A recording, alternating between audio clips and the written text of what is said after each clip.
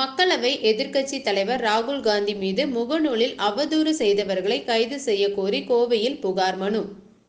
ராகுல் காந்தி குறித்து முகநூலில் தரக்குறைவாக விமர்சித்துள்ளவர்களை கைது செய்ய கோரி கோவையில் காங்கிரஸ் கட்சி மனித உரிமை துறையினர் மாநகர காவல் ஆணையரிடம் புகார் மனு அளித்துள்ளனர். ராகுல் காந்தி குறித்து முகநூலில் தரக்குறைவாக விமர்சித்துள்ளவர்களை கைது செய்ய கோரி கோவையில் காங்கிரஸ் கட்சி மனித உரிமை துறையின் மாநில செயலாளர் இமயம் ரஹமதுல்லா தலைமையில் சுமார் 20க்கும் மேற்பட்டோர் கோவை மாநகர காவல் ஆணையரிடம் புகார் மனு அளித்தனர். மனித உரிமை தலைவர் மகாத்மா சீனிவாசன் அறிவுறுத்தலின்படி நேற்றைய தினம் முகநூலிலே புத்தர் போதனைகள் என்ற முகநூல் பதிவில்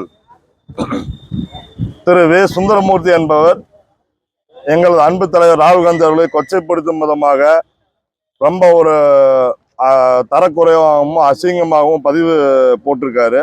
அதை கண்டிக்கிற விதமாக சட்ட நடவடிக்கை எடுக்கும் விதமாக நாங்கள் கோவை மாநகர காவல் ஆணையர் அவர்களை சந்தித்து புகார் மனு அளித்துள்ளோம்.